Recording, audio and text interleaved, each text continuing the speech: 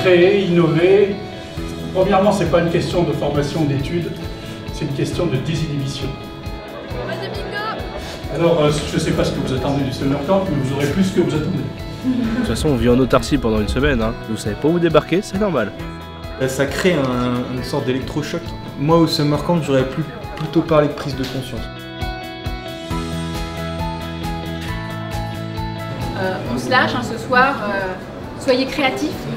Être capable d'abattre un petit peu ses frontières, de laisser libre cours à son imagination. Et de balancer plein d'idées complètement folles, et après le boulot c'est de revenir sur quelque chose de crédible et faisable. Moi qui ai une formation donc plus technique, plus ingénieur, naturellement je me suis bridé un peu au brainstorming parce que je me disais bah oui mais ça c'est pas réalisable, alors que je sais qu'il fallait pas faire ça. Si vous croyez en quelque chose, si au sein de l'équipe vous êtes tombés et vous pensez tous que c'est la bonne idée et qu'il faut aller là-dedans, il faut aller jusqu'au bout. C'est vraiment grâce à l'empathie qu'on arrive à savoir ce qu'on fait et où on va tous les jours. Et lorsqu'on ne sait pas, et que c'est pas écrit dans notre business plan, la seule chose qu'on dit c'est ok, qu'est-ce qui ferait sens pour nos futurs utilisateurs? Donc allez-y, fusez, n'ayez pas peur. Il faut pas hésiter à aller voir les gens. C'est l'aspect humain qui est central.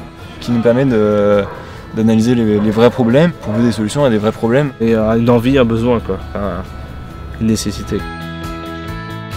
Si les idées sont à peu près claires, il faut aller tester en vrai avec l'objet. Moi je me souviens particulièrement bien de la partie prototypage. Tu mets les mains dans le cambouis, tu les fais. Tu fais enfin les choses et tu te confrontes à ce que c'est que faire du design, faire du proto.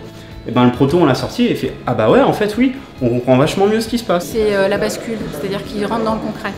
Ils sont mis à maqueter et tout de suite ils ont eu des retours ou eux-mêmes en se mettant en situation, ils se sont aperçus que tout n'était pas comme ils le pensaient au départ. Donc c'est pour ça qu'on sent cette ébullition là au Fab Lab. On a la même ébullition dans les salles où ils sont en train de réaliser que le temps tourne et qu'ils ont beaucoup de choses à faire encore en très peu de temps. On est tous un peu bornés dans nos idées dans certains cas, hein. Moi le premier, mais là où ça a marché c'est qu'au bout d'un moment on s'est écouté. Ça montre la force du travail d'équipe aussi. Vraiment le côté multidisciplinaire ça prend tout son sens et c'est vraiment une grande force parce que c'est le genre de projet que j'aurais jamais imaginé faire seul. C'est avant tout une aventure humaine, comme l'entrepreneuriat reste une aventure humaine. Ça m'a quand même pas mal remis en question, au point où j'ai changé de spécialité. C'est une méthode et on voit qu'elle marche, on voit que c'est pas pour rien qu'on sort ces mots-là, ces compétences et qu'on passe par ces différentes étapes de construction. On a souhaité en faire un événement à l'échelle de Paris-Saclay. On souhaite éventuellement en faire 2 dans l'année, qu'il y ait plus de monde. C'est vraiment que nous sommes convaincus que c'est une excellente méthode et une belle aventure. C'est précieux parce que c'est rare qu'on ait l'occasion de faire ça et d'apprendre autant pour les années à venir. Il y a un côté, l'innovation, l'entrepreneuriat, on en entend parler, le design, qu'est-ce que c'est? Mais maintenant fais-le, juste fais-le.